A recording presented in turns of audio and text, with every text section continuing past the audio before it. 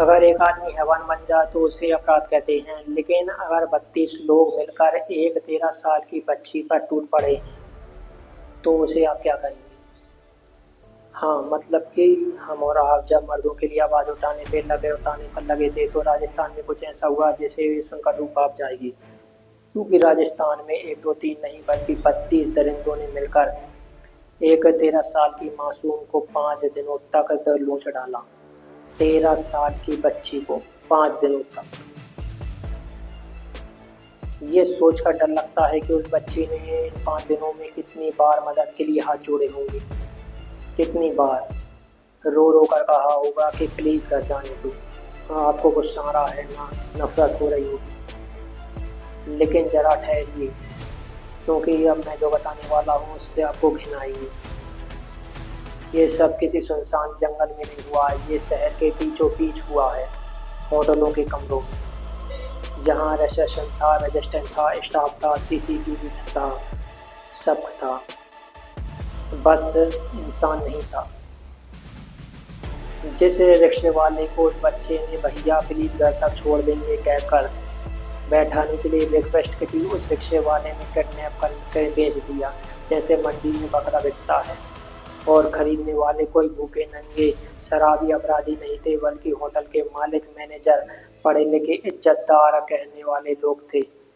5 दिन तक वो बच्ची एक होटल से दूसरे होटल तक घुमाते रहे, वो चिल्लाती रही। जब दर्द ज्यादा बढ़ने लगता तो उस बच्ची के मुंह में शराब डाल दी जाती। 13 साल की बच्ची को शराब पिलाते ताकि बच्ची की चीखें कमरे से बाहर ना जा सके। सबसे बड़ी बात अगर जानते हैं क्या है? 32 लोग उसे लौटे जाने के बाद भी बच्ची जिंदा है शरीर से, लेकिन आत्मा मर चुकी है। क्योंकि स्कूल का बैग, दोस्तों के साथ हंसी, माँ की गोद, सब कुछ उन 4 होटलों के कमरों में 5 दिनों में 32 लोगों के लूटे जाने से खत्म हो गया। और सबसे दुखद जानते हैं क्या है? हमारा आपका रवैया। क्योंकि हम वो देश हैं जहाँ क्रिकेट मैच जीतने पर सड़कों पे आ जाते हैं, लेकिन हमारे देश की बेटी 5 दिनों तक होटलों में बिकती रही और हमारे शहर की नींद नहीं टूटी। और जब खबर बाहर भी आई तब भी देश में ना कोई कैंडल मार्च कर रहा है, ना किसी प्राइम टाइम न्यूज़ पर मची हुई है, किसी टीवी चैनल पे आपको ये खबर नहीं दिख रही होगी, सोशल मीडिया पे भी कोई शो नहीं मचा रहा है। और ये इस खबर का सबसे बड़ा दुखद पहलू है। लेकिन आज ये चुप्पी मैं तोड़ूंगा, क्योंकि राजस्थान के श्रीगंगानगर में जो कुछ हुआ वो किसी के साथ भी हो सकता है, किसी शहर में हो सकता है, हमारे आपके अपनों के साथ हो सकता है। और इसीलिए इस विषय पर शोर मचाना जरूरी है, इस विषय पर सवाल उठाना जरूरी है, इस विषय पर विरोध जताना जरूरी है, सरकार को जगाना जरूरी है और ये सुनिश्चित करना जरूरी है कि हमारे देश में बेटियों की इज्जत अभी कब रुकेगी। क्योंकि हर दिन 80 लड़कियों के साथ रेप होता है, हर दिन, और अब ये न्यू नॉर्मल हो चुका है। अगर महिला अपराध की केसेस की बात करें तो वो लाखों में है, और उसी में से एक केस 18 जून की रात को हुआ था। नमस्कार, मैं हूं रमेश सैनी और ये खबर बड़ी तकलीफ दे रही है, मुझे बहुत तकलीफ दे रही है, दिल टूट पड़ा है। 18 जून की रात 10:30 बजे श्रीगंगानगर एक 13 साल की बच्ची को घर जाना था। उसने वही किया जो आपकी बेटी करती है, मेरी बहन करती है। ई रिक्शा रोका, बैठ गई। उसी पल में उसकी जिंदगी बिक जाती। वो रिक्शा घर में गया, वो गया एक होटल में, और वहाँ एक रिक्शे वाले ने उस बच्चे का सौदा कर दिया। एक सांस लेती धड़कती रोती बच्ची का सौदा, जैसे कबाड़ बिकता है। सोच कर देखिए, उस लड़की का रेट लगाया गया मोल भाव हुआ होगा, और वो बच्ची कुछ पता नहीं, वो इंतजार कर रही थी रिक्शे वाले भैया आइए अंदर होटल से, उसकी कीमत लग रही थी। उसके बाद अंदर बुलाया गया, वो 5 दिन सो गया। 18 से 22 जून 4 होटल, एक कमरे से निकालो दूसरे कमरे था, एक दरिंदा जा, दूसरा जा, तीसरा जा, चौथा है, 5वां, 6वां, 7वां, 8वां, 19वां है, और फिर 32 लोग। आप 1 से 32 तक गिन कर देख लो, समय लग जाएगा। उस बच्ची ने 32 लोगों को सहा है 5 दिनों तक, 4 अलग-अलग होठों में, 4 अलग-अलग होठों में। आपको समय लग जाएगा। उस बच्ची ने 32 लोगों को सहा है 5 दिनों तक, 4 अलग-अलग होटल में। घिन आ जाती है जब वो दर्द से तड़पती, दवा नहीं माने डॉक्टर नहीं, उसको शराब डाल दी जाती है ताकि शोर न मचा पाए, बेहोशी की हालत में रहे और ये लोग उसकी इज्जत लूटते रहे। 22 जून को पुलिस ने निकाला, 5 दिन बाद, 120 घंटे बाद, हर घंटा मौत से लंबा। और वो रिक्शे वाला ड्राइवर नहीं था। हम तो सोचकर मतलब कि परेशान है कि उसके घर में भी बहन होगी, बेटी होगी, उसकी माँ होगी, उसकी बीवी होंगी, फिर भी उसने भी बेच दिया पैसे के लिए। कितना सस्ता है इंसान। कल को हमारी आपकी बेटी किसी रिश्ते पे बैठे हुई, क्या आप भरोसा कर पाएंगे। और असली गंदगी इस क्रांत में सिर्फ 32 दरिंदों की नहीं, ये पूरी मंडी थी। उस मंडी में हर किसी का हिस्सा बना था। रिक्शे वाले का जिसने बेचा, मालिक जिसने खरीदा, मैनेजर जिसने कमरा खोला, स्टाफ जिसने चादर बदली, बच्चे की वो सूजी आंखें देखी, मुंह फेर लिया। 4 होटलों में 5 दिन तक एक बच्ची की गिड़गिड़ाती रही। एक आदमी 100 नंबर नहीं मिला पाया। सबके जेब में फोन था, लेकिन शायद जमीर किसी के सीने में नहीं था। क्योंकि पैसा जेब में जाए तो कान बहरे हो जाते हैं, आंखें अंधी हो जाती है। और ये हवस से भी ज्यादा गंदगी है, लालच है। अरे जानवर भी बच्चे की चीख पर कान खड़े कर लेते हैं, लेकिन इंसान तो लाश बन गए। आप सोच के देखिए, 5 रातों में जब सो सजाते हैं, वो बच्ची छत की तरफ देख के क्या सोच रही होगी कि यही ना कि उसकी माँ उसे ढूंढ रही होगी, बाप खोज रहा होगा, भाई बहन परेशान हो रहे होंगे।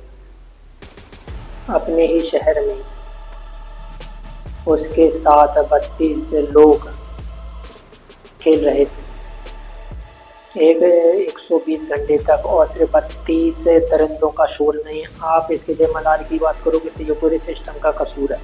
वो पुलिस जो होटलों की चेकिंग के नाम पे रजिस्टर पर दस्तखत करके चली जाती है, वो समाज, हम आप, जो हर मन से बेटी बचाओ बेटी पढ़ाओ, लेकिन जब असली बेटी चीखती है तो कान बंद कर लेते हैं। तभी तो किसी को सुनाई नहीं पड़ा, कान बंद कर रखा। तो अभी किसी शहर में कोई विरोध नहीं है, वरना हर शहर में तो अपना तमाशा लिए सड़क पे नाच रहा है। आप लगा दीजिए, आप जेसीबी से गड्ढा खोदिए, 1000 आदमी खड़े हो जाएंगे। क्रिकेट मैच लगा दीजिए, लाखों आ जाएंगे। सिनेमा हॉल के बाहर भीड़ है, राशन के लाइन के बाहर भीड़ है, हीरो के लिए भी सेल्फी खिंचवाने के लिए भीड़ है, लेकिन इस बेटी को इंसाफ दिलाने के लिए कोई सड़क पे नहीं आया। तब भी ये खबर बाहर आई। इसलिए कह रहा हूँ कि ये संविधान के इसके लिए पूरा मोहल्ला, पूरा शहर, पूरा सिस्टम चुपचाप होता है, क्योंकि हम में से नॉर्मल मान लिया है। जब जघन्य अपराध होता है तब हम और अपराध सामने थे, वरना ऐसी हर दिन ऐसी लड़कियां दिखती है। हर दिन 80 लड़कियों का रेप होता है। हाँ ठीक है, मतलब खबर आई, एक्शन शुरू हुआ, मालिक गिरफ्तार किया गया, रिक्शा ड्राइवर सब तो गिरफ्तार हो गए, कहा जा रहा है बिल्डोजर चला दी गई। लेकिन भैया रुको, बिल्डोजर दीवार गिराता है, दरिंदगी नहीं।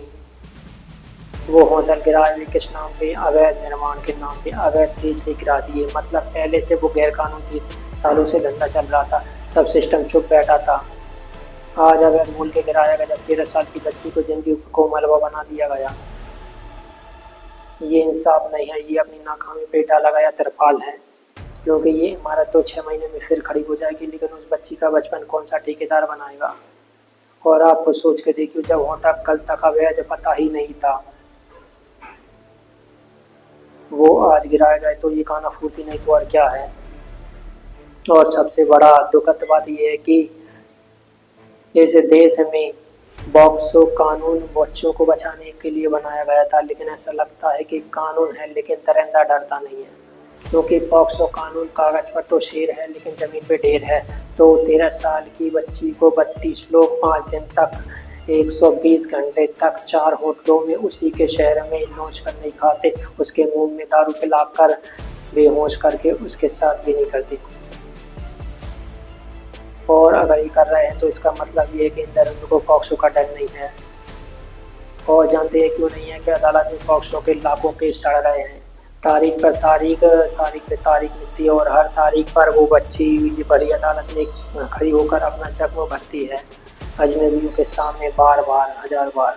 फास्ट ट्रैक कोर्ट ना फास्ट चाल मोनिया, दरिंदे जमानत लेकर भाग आ जाते हैं, फिर उसी गली में सीना तान के कई बार तो माला पहनाकर स्वागत किया जाता है। ये हमारा हिसाब है। जब साल 2012 में निर्भया हुआ था तब देश ने उम्मीद की थी कि शायद अब इस देश में दोबारा निर्भया नहीं होगा। तब देश मोमबत्तियां लेकर निकला था, कानून की बातें हुई थी, भाषण दिए गए थे। लेकिन सच ये है कि हर रोज 80 लड़कियों की इज्जत लूटी जाती है और हर बार एक नई बच्ची, नई शहर, नया खबर। लेकिन वो दरिंदों के दिल में डर नहीं है, उनकी फाइल धूल खाएगी, कुछ दिनों बाद बच जाएंगे, कुछ साल में निकल जाएंगे। पॉक्सो में बच्ची से सामूहिक दंडनी पर फांसी लिखी है, लेकिन ऐसा लिखा है कि वो लाइन सिर्फ किताबों की शोभा है। और एक सवाल मैं आपसे पूछना चाहता, 32 लोग मिलकर एक मासूम बच्ची के साथ खेल रहे,